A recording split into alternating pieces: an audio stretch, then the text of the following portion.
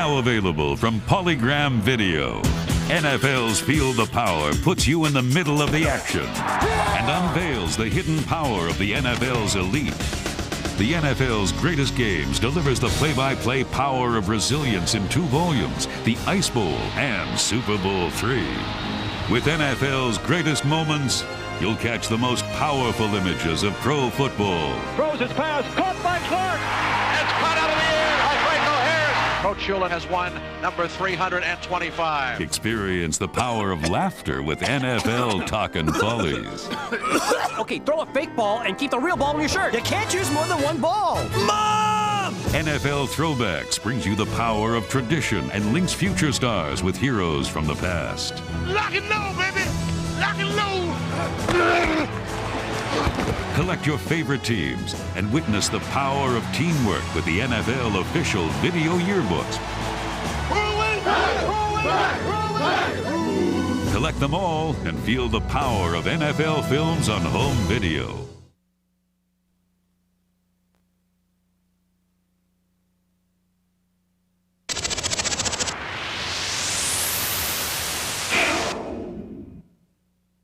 New Edge Pro Gel, official sponsor of NFL Team Highlight Films. Edge Pro Gel will give you a shave so comfortable that no other gel or foam can beat it. For a great, comfortable shave every day, try new Edge Pro Gel. Save your skin.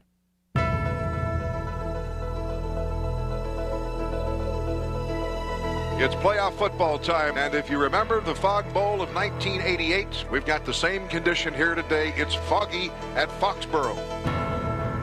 In the divisional playoffs, the Steelers appeared lost in a fog.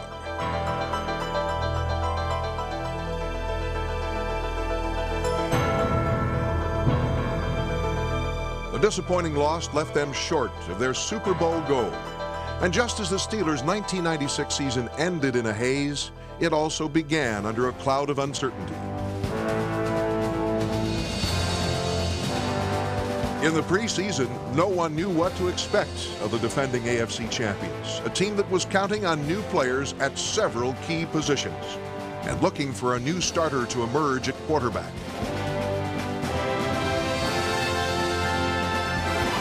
Things grew more uncertain in Week 1 when All-Pro linebacker Greg Lloyd was lost for the season in a disheartening defeat in Jacksonville.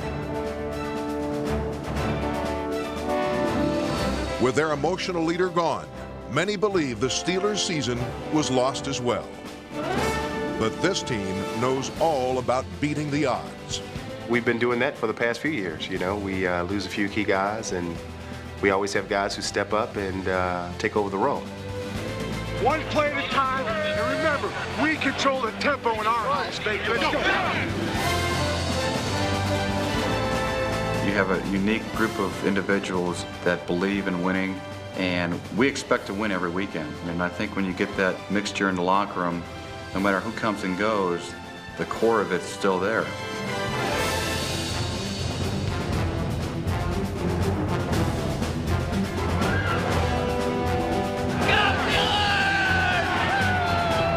Man open, Charles Johnson at the 40, the 45, the 50. And he goes all the way. That kid is some kind of athlete. They ought to bottle him. Cordell is too much to describe. And the Steelers score in sensational fashion as the bus shakes them off like flies. You know, we've lost some players, and we've lost players at the beginning of the year. We've lost players down the stretch, but the one thing that this team is pretty resilient. They keep coming back, and a team that is going to fight you to the very end.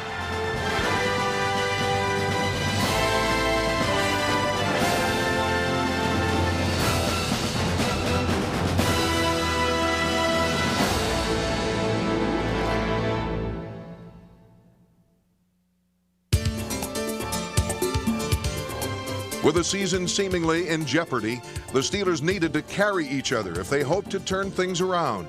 And they began their reversal of fortune in Week 2 against Baltimore. Second down and 10. Play action fake. Intercepted by Woodson. 35-30, 25-20. Nothing but sideline. Rod Woodson that quickly just opens up the Steelers scoring defensively. Offensively, veteran Mike Tomczak took over at quarterback. and threw for 2 scores in the Steelers' win.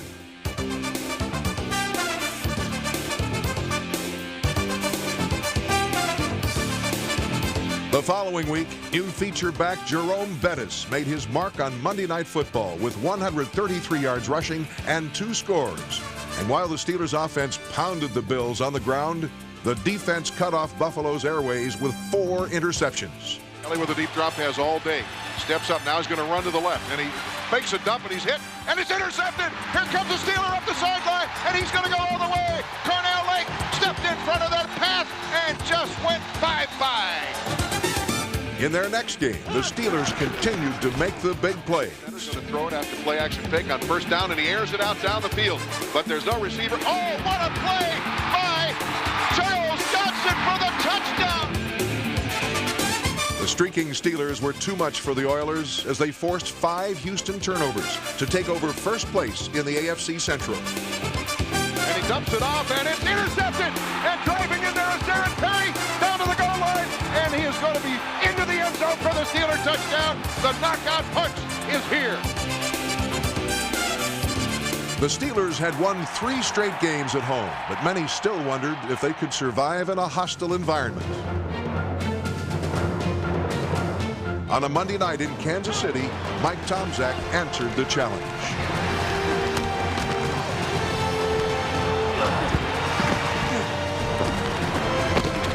Tomczak threw for 338 yards in his best performance of the season. The Steelers carved up the Chiefs' defense as Jerome Bettis rushed for his 4th straight 100-yard game. Right side Bettis, and Bettis runs into the pile, and he's still on his feet, and he gets to the goal line for the touchdown. An amazing run by the bus.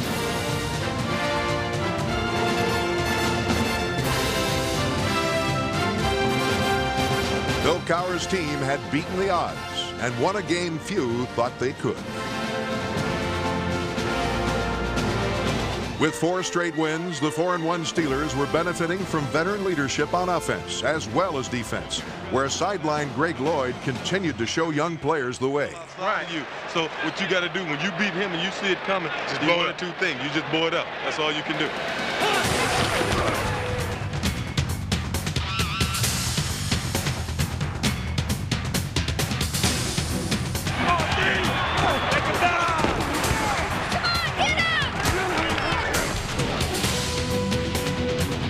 Pittsburgh once again put fear into the eyes of opposing quarterbacks.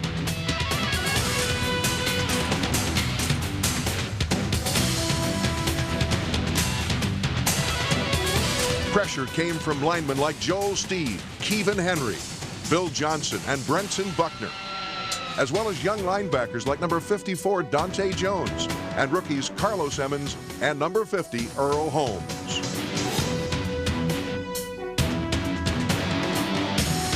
New starter Jason Gilden had a career-high 7 sacks, while Chad Brown led the team with 13 after moving into Greg Lloyd's position on the outside. Jerry Olsofsky stepped in as a starter on the inside next to rising star Levon Kirkland.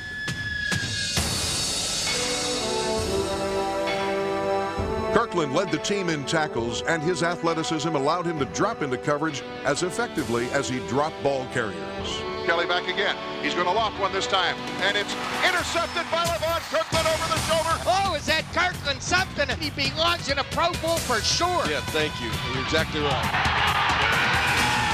Kirkland did earn his first Pro Bowl berth, and in Week 7, he led an all-out assault on the Bengals. Let's go out there and kick some butt, baby. Here we go, D-O-3, 1, 2, 3,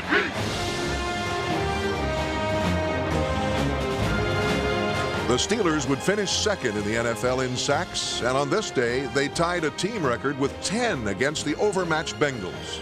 Boy, look here, you got to live for opportunities to kill a quarterback. Get him! Oh, yes! Blake is back, and he is sacked on the play. A great job by Levon Kirkland. They stripped the football. They're going to call it a return for the touch. What is the signal? Touchdown, Steelers! The Steelers had run their winning streak to 5 by playing tough, smart football, the type that makes a difference in close games like the down-to-the-wire finish in Atlanta, where the dependable Norm Johnson decided the outcome. This Snap is down. The kick is on its way. That kick is up. This game is over. The Steelers win it on Norm Johnson's golden right foot. After beating countless odds, the Steelers stood at 6-2 at the season's halfway point. Woo! Boy, gotta love this, baby. You can't get up for this game. You don't need to be here. In 1996, a new bus route ran through Pittsburgh. That's what I'm talking about. That's what I'm talking about. It got me cranking up now. They're cranking me up.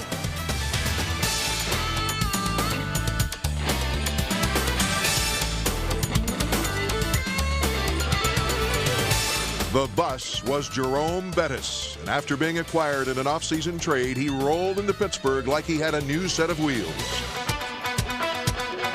Bettis rumbled for more than 1,400 yards, including 5 straight 100-yard games, and scored 11 touchdowns as the team's most valuable player. From the Buffalo 43, here comes the bus, and he's got that head of steam. He's breaking tackles. He's still on his feet at the 30, the 25, the 20. The bus goes 43 express. Jerome Bettis, he is surely the real thing. He ain't no head of lettuce. Yoy, Jerome Bettis. Let's go! Hey, way to go. Hey, we'll keep on pounding that. Bettis was helped by one of football's best offensive lines, once again anchored by the game's premier center, Dermontti Dawson. Dawson has started every game since 1989, and last season started his 5th straight Pro Bowl. Justin Strelzik was a solid starter at right tackle and was joined by number 68 Brendan Stye, Bernard Daphne, Jim Sweeney, and number 62 Tom Myslinski. Veteran tackle John Jackson and free agent guard Will Wolford were also part of the road crew that opened the avenues for the bus.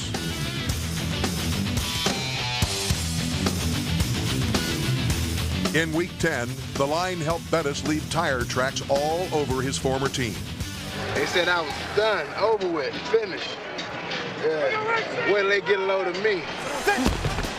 The give is to the bus, and the bus walks into the end zone for that Steeler touchdown against his former teammates. Bettis ran roughshod over the Rams, gaining over 100 yards in the first half and finishing with 129 and 2 scores. His performance set the tone for the most complete Steelers win of the season as they dominated every phase of the game. And the kick is high, but not particularly deep. And with the football, out across the 10 to 15 is Pee Wee at the 20, 25, 30. Open field at the 40. Here comes Eric Pigram. One man to beat. Here he comes, breathing up his back. He cuts inside, and he's going the other way to the left. 20, 15, 10. Eric Pigram goes all the way for that Steeler touchdown.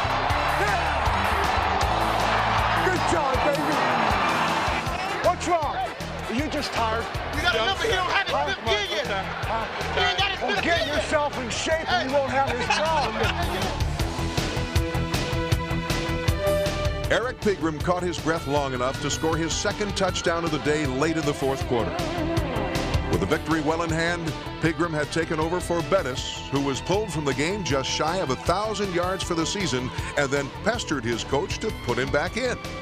You're not done closing me for the day, are you? I may. No.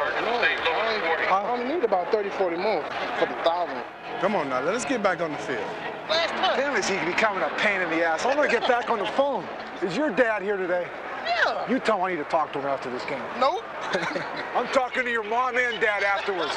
I'm going to tell Mr. and Mrs. Best I need to see him. It's like a parent-teacher conference.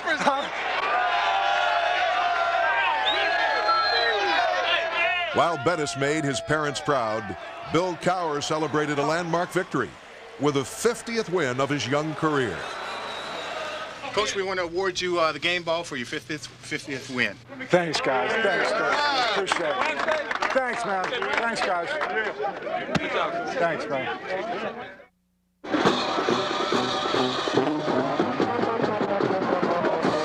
I know you always want to play tuba, but which way you want to fin, assuming they want to kick? We're going to kick that way. Want to kick that way? Defend the score. It wasn't easy for Bill Cowher to orchestrate a winning season in 1996 as he faced unique challenges and a symphony of strange plays. Back is Tomczak, fires a pass, it's knocked into the air, intercepted with the football, and it's now loose, and the Steelers have it. Put that in the highlight film. That'll make your NFL videos now for all the wrong reasons. Punt formation, hits it inside the 5, but it goes into the end zone for the touchback. Put it in the books. The mascot gets a touchback. That's 12 men on the field. The smile on Bill Cowher's face tells the story. Fortunately, Cowher's special teams didn't always encounter such obstacles. Let's go. Let's cover now. Let's go. Nice kick. Covermen like Lethan Flowers, Randy Fuller, Dante Jones, and Myron Bell raced under the kicks of Norm Johnson and Josh Miller to make the big play. Fred McAfee, Chris Oldham, and Orpheus Roy also made an impact on a coverage unit that mirrored the enthusiasm of its head coach. Norm, great kick. Great kick. You tell me this ain't the best special teams in the league. Good job! Cowher was both a fiery motivator and master innovator, always finding new ways to tap the unique talents of his players. And once again, no individual gave Cowher more options than Cordell Stewart, the second-year quarterback/receiver who has become arguably the most exciting player in football. In the shotgun again is Tomczak. Here comes a long pass, and into the end zone for the touchdown. That is Cordell Stewart. And I do believe Slash caught that ball with one hand. Steelers fans began to sense that every time Stewart touched the ball, something special was about to happen.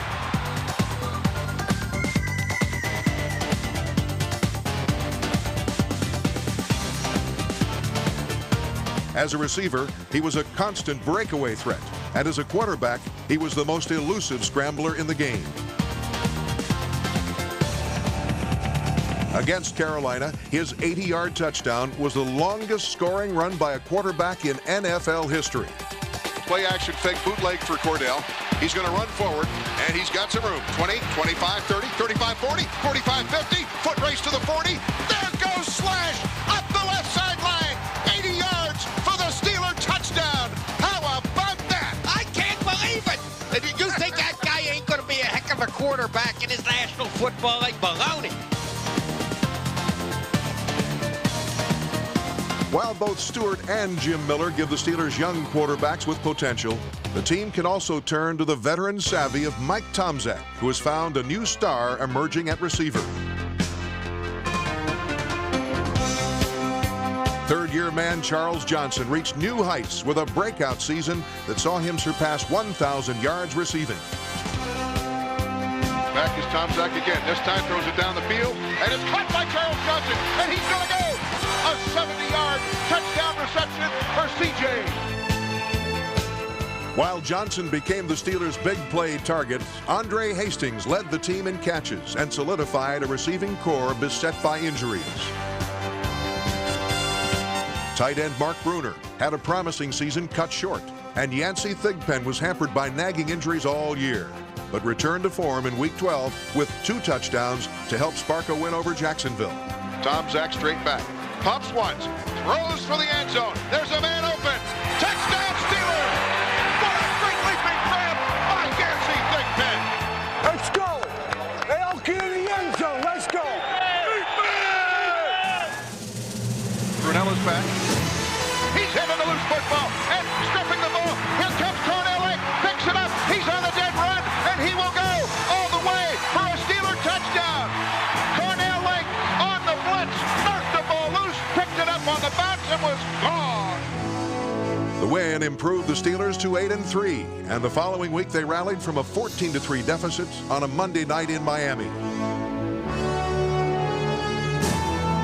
Fullback Tim Lester drew the Steelers close, and in the final minutes, Mike Tomczak hit Ernie Mills for the game winner.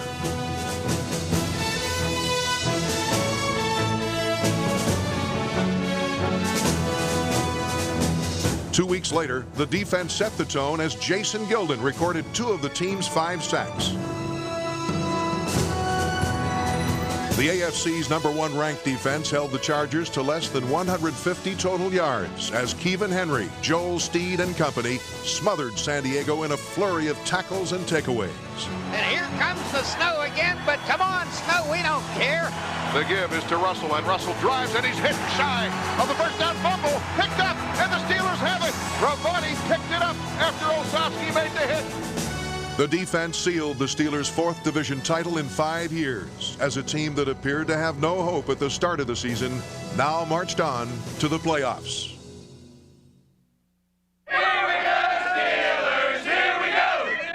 After battling the odds all year, the Steelers look to keep up the fight in the postseason. Let's go. Let's get after him and not wait for the next guy. Let's be physical right from the get-go. Let's go.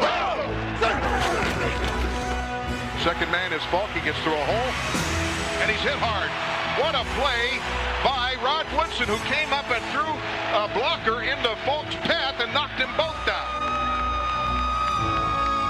The Steelers came out clicking in every aspect of the game. Rookie Jaheen Arnold provided Pittsburgh with outstanding field position early on, and his first quarter return set up the game's first touchdown.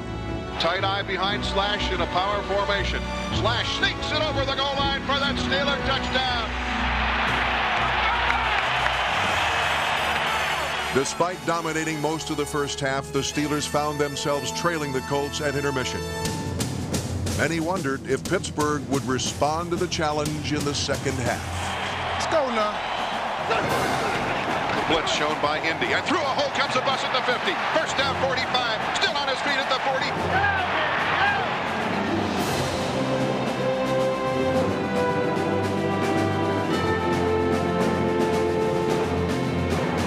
On the opening drive of the third quarter, Jerome Bettis and the offense made a statement, rumbling 91 yards in 16 plays to shift the momentum for good. Can't stop the bus, baby. Can't stop the bus. It's 3rd and goal. Cordell turns, gives to the bus, and the bus dives for the Steelers touchdown off left tackle. Go, Big D. Come on, Big D.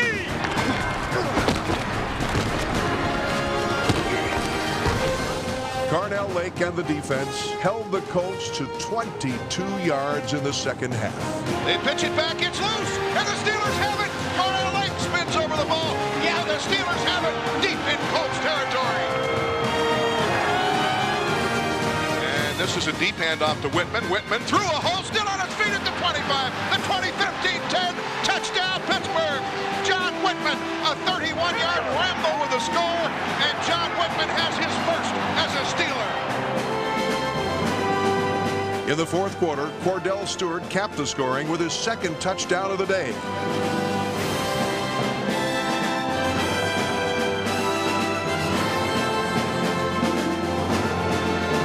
Pittsburgh scored 29 unanswered points in a dominating victory that showed the true spirit and determination of this Steelers team.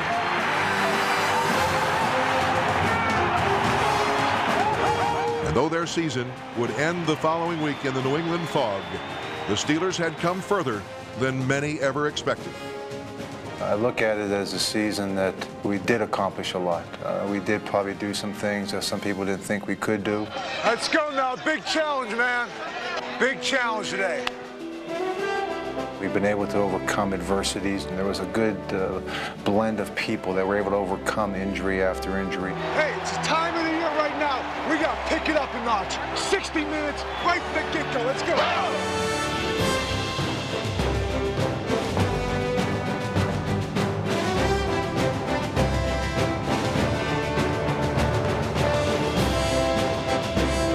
While you look at it as being a season that fell short, I also look at it as a season that really showed some of the true character of our football team. And so I look at it really as a season that could be the backbone for something for us to go further next year.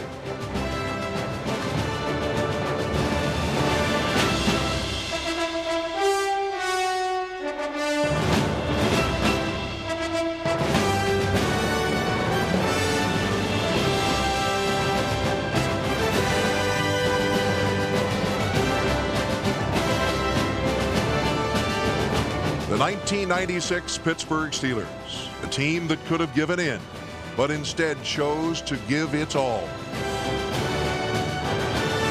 And in a season that could have been lost, the Steelers pulled together to beat the odds with the heart and pride of a champion.